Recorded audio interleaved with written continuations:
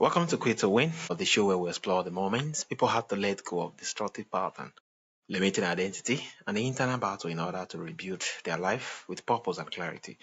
Our today's guest is Mighty Cossolotto, author, speaker, coach, speechwriter for NTO, and speaker of the U.S. House of Representatives, Fortune 100 executive, and the UCLA counselor and the creator of the Triad Empowerment System built around habit speaking, and he called our powerhouse. But behind the career and the framework is a story that began with a deathbed, a promise to his mother, and commitment to finish the book she has been encouraging him to write for years. Almighty kept that promise and keeping it changed the entire direction of his life. It's really a pleasure and honor to have you on the show, Mighty. Very, very happy to be here. Thank you. Yeah, thank you. So, Mighty, you were in Brussels during the COVID lockdown. Our flights were cancelled, and you made a decision to find a way home. What was the internal reality of that particular moment, not just the logistics? Well, there was a whole bunch of decisions had to be made, and I had secured residency permit after my tenure at NATO, and I left NATO, and I was able to get took a little bit of effort to get this a residency permit and a professional card, so-called, so I could be a consultant and do my business. That took almost a year between working at NATO and then I was kind of launching my business. And unfortunately, COVID happened right when I was about to launch the business in Brussels. And nobody knew. Nobody knew what was going to happen with COVID. A couple of months went by. It's kind of the city was sort of empty because people couldn't go out and do anything. And there were a lot of rules and regulations. So it was during lockdown, and where my apartment was, it was not too far from a hospital. And every day ambulances were going by my apartment. I was out looking on the terrace, watching ambulances go by for several months. And I wasn't sure, I was just spending money, living there. I couldn't get any COVID assistance because I hadn't started my business yet. So in any case, it's a long story, but it turns out I found out there was one flight that would be leaving from Germany. So I could get on a flight from Brussels to Frankfurt, and then from Frankfurt would be the last flight coming to the United States. For how long? I had no idea if that would be the last flight for 6 months, 2 months, a year, 2 years. Nobody knew anything, how long. So I could have been stuck in Brussels without any means of income, and because I didn't have, maybe I could have worked out a way to get some assistance from the government, but I wasn't sure. It wasn't a sure thing. So it was odd to get to the Brussels airport, just to speed this along a little bit. And it was empty. I looked up at the board of all the flights, and every flight was canceled except the one I was getting on. And and the plane was pretty empty. Went to Frankfurt, and everybody had makeshift masks. I remember having a pair of sweatpants that I had cut, and I had it over my face. I don't know if it did any good. In those days, we had no idea if it did any good, but yet you wanted to cover your face a little bit, and you were supposed to. So I got on a flight from Frankfurt to the United States, and again, Frankfurt airport was empty. I got to O'Hare Airport in Chicago, which is always packed. I mean, it's one of the biggest airports in the world. Pretty much empty, just a few, maybe one flight, domestically and internationally, nothing happening. Anyway, it was a decision to basically quit Brussels and to live, to win another day, to not get sick and, see what happens back in the United States. And what I ended up doing is tried to regroup here in the United States, and I worked on getting my book on the joy of public speaking. Yeah. It's probably visible back there. The Joy of Public Speaking, I got that published, and I've been giving some talks on that topic, and then also working on getting you mentioned Harness Your Promise Power, which is my most recent one. And those two books are part of a trilogy of books. So I'm working on the third book in the trilogy, which is an updated version of the book that I promised my mother to write. And you mentioned that story about promising her to finish writing a book she had encouraged me to write. And that'll be called Harness Your Habit Force, unless I change my mind. It might, but that's what I think the title will be. So there'll be 3 books in what I call my personal empowerment trilogy. So I guess to put it in the context of the show, I made a decision to quit Brussels when I had no idea what would happen there, whether I would just be stuck there. I didn't know, and come back to the U.S. and focus on getting these books done and go out and talk about these personal empowerment topics that you talked about. So that's my quit Yeah, to amazing. win story. Amazing. It was Yeah, thank you so much. Yeah. This it was is really quite an good. The fact that adventure you to had, be on these last flights, to the U.S. yeah, that you had to quit a particular stuff towards venturing into what you were enjoying to. So also in the 1980s, you tried to launch comedy TV, a cable venture that failed. That is significantly public setback. What did that failure do to you at that time, and how long did it take before you could see it as a stepping stone rather than just the losses? Well, yeah, the failure to launch comedy TV I took pretty seriously. Because what happened a few years later, I began to realize that, that some people succeed and other people fail, and I realized that I had failed to pursue this, and why did I not pursue it? And I talked myself out of comedy TV. I told myself, and other friends actually told me things like, "Well, what do you know about doing this? What do you know about raising millions of dollars to start a comedy TV channel?" This is when there were a lot of new opportunities in cable, but there was no comedy TV station. That came later.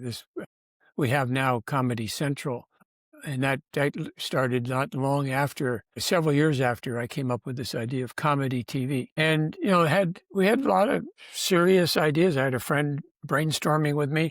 We had real serious programming ideas. It wasn't just a complete one-off kind of idea. It was what kind of programming, what kind of people would we hire, what was the point of the whole thing. We had the idea of going to discover new comedians, go to where they go to clubs, and we'd have new comedians, young comedians, maybe have a breakthrough by being on comedy TV, and then we'd have commentary, discussions among comedians about what's in the news. And some of that has been done since, but it hadn't been done when we had these ideas to start with. So in looking back over what happened, I realized that there's something that I did that, as I said, I talked myself out of it. I didn't pursue it. And so I began to do some self-reflection and self-assessment by reading a lot of books on personal empowerment and self-help books. And there are a lot of books out there. And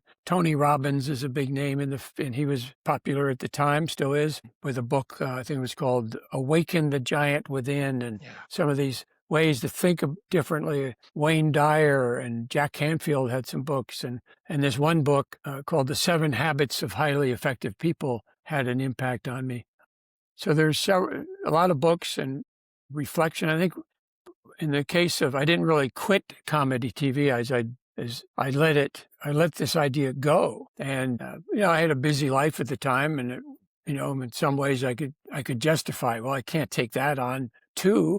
How do I do that in addition to working for the Speaker of the House at the time? And then I had a contract to do a book on European politics. And so I could, I could rationalize not pursuing comedy TV, but I felt like I had somehow I had failed because I had the wrong mindset. Yeah. So I began to think through what might have, how things might have been different. And one of the things I've learned recently, or I guess at the time, I also picked up on this, it isn't failure if you learn from it. Yeah. If you learn from, you mentioned stepping stone. This was a kind of a misstep. And so I wanted to turn this misstep into a stepping stone. And so the next time I had an opportunity or, some other ideas like comedy TV, I wanted to make sure I seized the opportunity. And I, sort of learned from that misstep that the next time, like the book on European politics and some other things I was working on, I wanted to make sure I didn't let that opportunity fall through my fingers. I wanted to make sure I grabbed onto it. And that brings me to the promise that I made to my mother about this book on the habits of failure and success.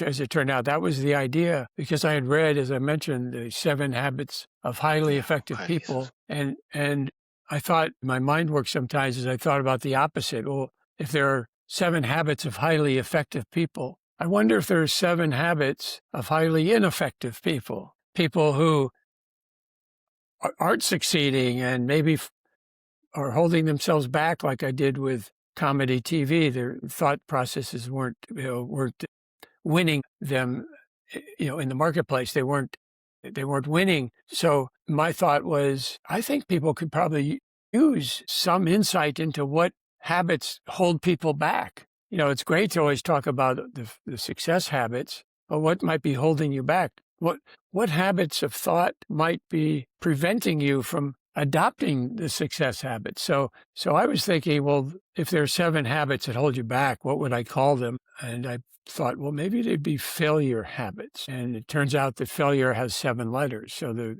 7 habits of effective people, 7 failure habits. And then almost immediately it occurred to me that the word success also has 7 letters. So I ended up, the big idea with that book was about habits of success and failure. And they were sort of equal but opposite habits. And so Yeah. people could understand the habits that hold them back. And I always quote a famous philosopher named Yoda, from Star Wars, that little guy from Star Wars, who says that named must your fear be before banish it you can. The weird syntax that he speaks in, but he's a movie character that your audience hopefully is familiar with. But you have to name the fear. You have to name, in this case, the habit that might be holding you back before you can banish it, before you can overcome it. So I go through the process of recognize the failure trap, reject it, and replace it with the success habit. So I call that the 3 R's: recognize, reject, and replace. So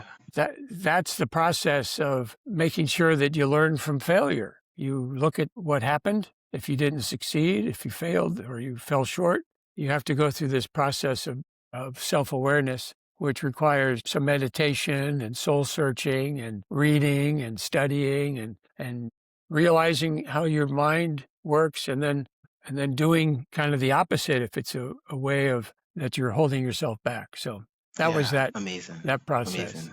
Yeah. Thank you so much for sharing. I think what stood out most was the fact that you just make reference. So yeah, it is not failure if you actually learn from it. And also another pattern of actually more like getting to reframe it. Yeah. Recognize, reject, and then replace, and having to have that particular framework and looking at things differently. Yeah. You So need a lastly, framework. Yeah. You need a yeah. framework. You need a way of making, so that the 3 R's is a way, it gives you something to work on: Yeah. recognize, reject, replace. So you're not just stuck with being aware of it. You have a habit you can move to, because I created something called the 6 axioms of personal empowerment, which is in my book on Habit Force. I also use it in my other books, because personal empowerment is, and you haven't mentioned this, but personal empowerment is I call myself the empowerment pro. And so I really talk about empowerment ideas, and the 6 axioms of personal empowerment applies to the 3 elements of my triad empowerment system. The speaking on the one hand, the joy of public speaking, that's a personal empowerment skill.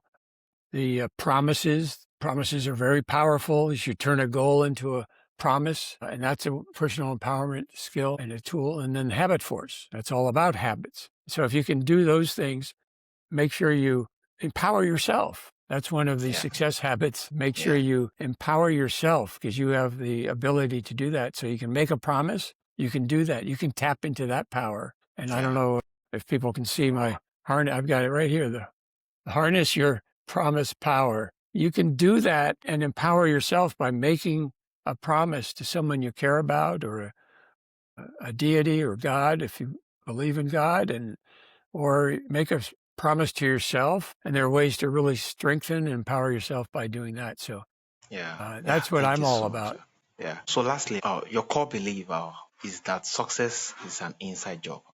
after walking in the corridor of political and corporate power, seeing what that word reward and what it ignores, or what convinces you that the inner work is the only work that truly lasts? Well, if I understand, the success is an inside job is all about Yeah, what goes on between the ears, the way you think. So the thoughts will determine your future. This is a widely held, long held, centuries and centuries of wisdom that people have written about. It's in religious texts. Buddha has talked about it. It's in the Bible. And all of the great thinkers realize that what goes on between the ears will determine whether you succeed or fail in life. So that's why I say that success is an inside job. It's all about what's inside you. What are your thoughts? In the case of making a promise, which will empower you, I think promises are so powerful because a promise comes from the heart. yeah, More so than a goal or a New Year's resolution or an intention that you might say a commitment. A promise is something we know from childhood is uniquely powerful. And I think it's because it comes from the heart and there's a strong emotion behind it. So that's where I think if you understand those things, if you learn that a promise is a possibility where you can really empower yourself by making a heartfelt promise, that comes from the inside. You have to convince yourself of that. You have to work at it. You have to learn about it, and you have to keep, trying out new ideas. And I think when I think of the promise power, I call it, I think of promise power as the new frontier in personal change and achievement. It's an old idea, the power of a promise. It's been around for years and years, yeah, but people haven't used it the way I'm suggesting. I'm saying, hey, you want to write a book? Like I promised my mother. I would not have done the book without that promise. That's in the dedication to her. I would not have done it.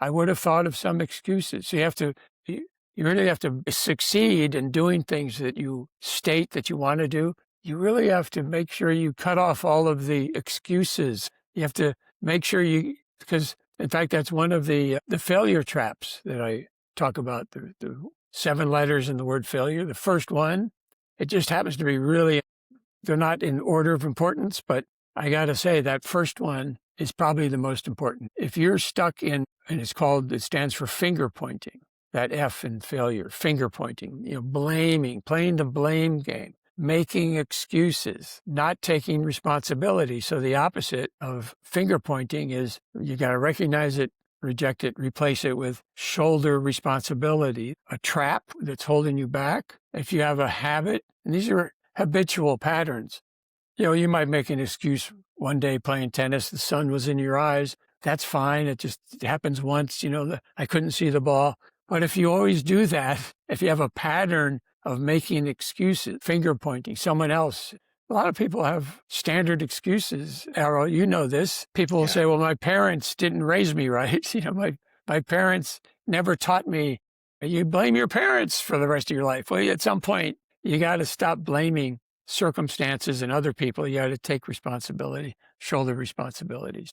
yeah. Thank you so much. This really gets to address it. So once again, from our audience, we would love to reach out for the book of the job of public speaking and the promise power. How can they reach out, and where's the best platform? Well, I think online, Ingram Spark, Amazon, I think has the book, Amazon.com, but Ingram Spark, you can go to a local bookstore.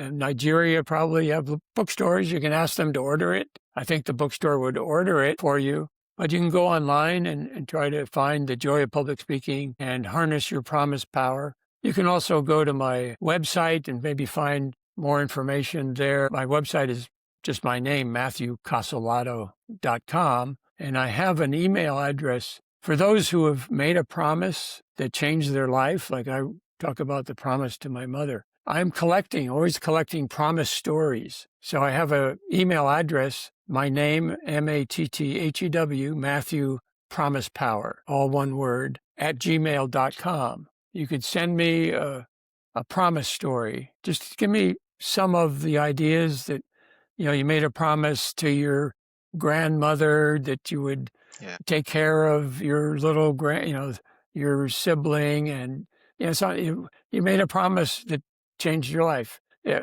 And I love those stories. I like to share them with others. I might write about it and post it online, put it in a book, talk on a podcast about a promise story that someone sent me. So make sure it's true. Don't send me Yeah, a promise story that isn't true. I don't need any of those. yeah, Make sure it's true. amazing. Yeah. Thank you so much, Almighty One. Thank you once again for sharing your heart and the depth of your conviction of the quits. Yeah, this quiet power of to quit sowing. Yeah.